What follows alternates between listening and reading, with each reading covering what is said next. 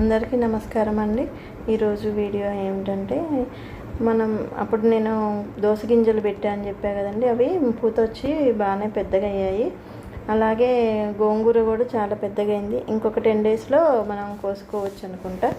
ఇది ఏంటంటే తోటకూర గింజల కోసం, విత్తనాల కోసం వదిలాము.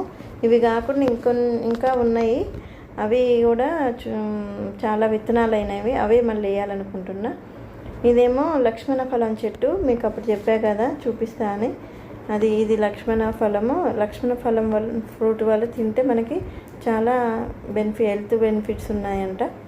అలాగే మొన్న మేము నర్సరీలో కొన్ని మొక్కలు తెచ్చాము, అవి ఎలా ఉన్నాయో అని చూసాము. అన్నీ బాగున్నాయి, అన్నీ బతికాయి అన్నమాట. అవే చూస్తున్నాము ఏమేమి ఉన్నాయి అని. లెమన్ గ్రాస్, గులాబీ, గోరింట, అన్ని రకాలు. ఇంకా ఫామ్లో అయితే ఏం లేవో ఆ మొక్కలని తెచ్చి వేసాము.